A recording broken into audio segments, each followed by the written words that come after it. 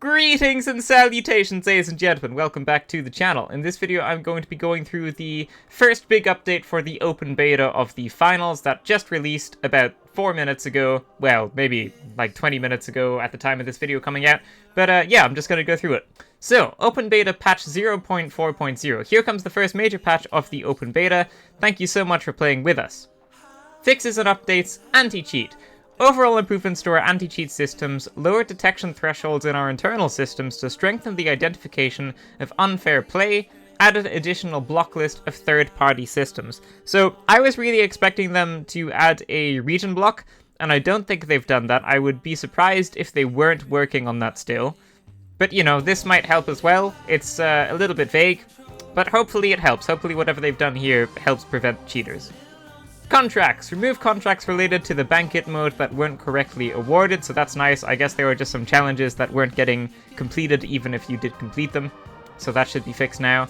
Crashes. Fixed a crash that sometimes occurred when reporting a player, and fixed a crash caused by having players on the blocked player list. So if you're someone that was doing either of those two things, that should be fixed now. Deployable shield. Fixed broken collision on deployable shields that could cause the game to run slower. That sounds hilarious. I don't think I ran into that, but that sounds like it's a good thing that they fixed that. Glitch trap. This one's interesting. They increased the ammo count from 1 to 2, so if you're someone that doesn't like glitch traps and didn't use them before, you're probably still not going to use them, and if you're someone that likes glitch traps, then, you know, this is just good news for you, but it's definitely not going to be broken. It's still just going to be another item in the game that you can use if you like it. It's a little bit more of a niche item, but, you know, that's just a nice buff, I would say. Goo. Fixed a bug where goo sometimes got welded to fractured structures, added timed destruction events to goo for better overall behavior, fixed an issue where deployable barricades attached to goo caused catastrophic explosions. I didn't know about that one. That last one seems funny. But yeah, they added a timed destruction events to goo, so I'd imagine this means like if you throw a goo grenade, I think it's gonna only last a certain amount of time now, and the same goes for barrels and everything else that makes goo, which, you know, that's probably fair enough, because other things in the game act like that, and the goo should probably act like that as well, so that's not so bad. Matchmaking. Fixed an issue where backfilling wouldn't work if a player disconnected during matchmaking. So yeah, that's just nice. And then UI. So there is a lot of stuff here, but I might as well read through it. Fixed a bug where an incorrect or missing number of VRs could be shown on the end of match review screen. Fixed a bug where party members and the party leader would see different matchmaking messages. Removed leave party button for players not in a party. Fixed contestant icons on PlayStation 5 that were difficult to see. Fixed an issue where server performance indicators would incorrectly show in the HUD. Fixed an issue that caused players to accidentally open the radial wheel on controllers. Updated team colors to be on by default. Oh, that's nice. That's very, very, very good. Yeah, in my best settings video, I said to turn this on, and this should definitely just be on by default. That's a very nice update. Players can revert to using red versus blue team ID via the settings menu if they wish. Yeah, you probably shouldn't though. That's a very nice little quality of life update right there. Fixed an issue where already equipped store items appeared as not being equipped. Fixed player names so they appear consistently in the menus on all platforms. So this one is interesting. So sometimes when you encountered a cheater in-game, when you were playing a match, they would have a different username when you like press tab to open the scoreboard to when you would actually go to report them.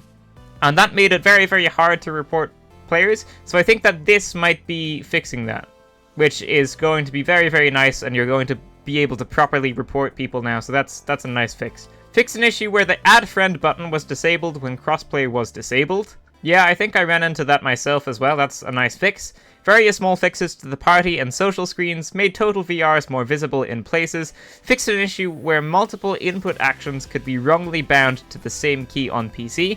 Alright. Fixed an issue where the recent player's social screen would not always be populated. And then voice output input. Various small fixes for issues that occurred when switching between party and team channels. And then VRs, fixed an issue where players who backfilled might not receive VRs for the match. So just a bunch of little, you know, bug fixes here, with one very small buff, but you know, that's a decent buff I would say. One very small quality of life update, but also a very good one. And then I'm pretty sure this one means that you're going to be able to properly report cheaters now. So when you open the tab in the scoreboard, the names will be the same as when you go to the social tab to try and report someone. So that is nice as well.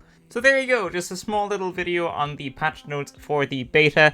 It is worth noticing that they didn't actually buff or nerf anything, which is very, very, very surprising. The V95 is absolutely broken. It really needs a nerf. I think its magazine size should just be decreased a little bit, and I think that would do it. I think it should be, you know, a high accuracy weapon like the LH1.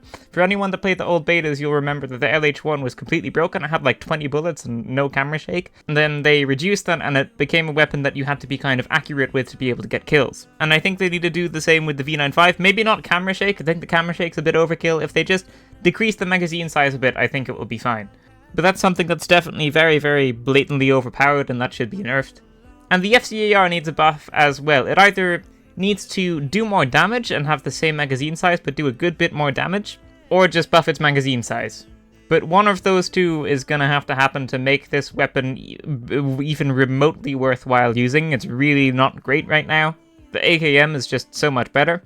And those are the two main things that need to be dealt with, and I'm kind of surprised not to see those here. Then also the stun gun is pretty strong. I think that should maybe deserve a bit more of a cooldown. A bit longer cooldown on it would be nice, I think. You can use it very, very frequently, and it's very, very strong.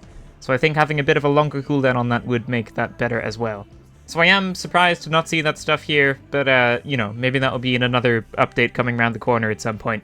Thank you for watching, ladies and gentlemen. That is going to be it for this video. If you liked it, leave a like, subscribe, and I will see you in the next one. Farewell.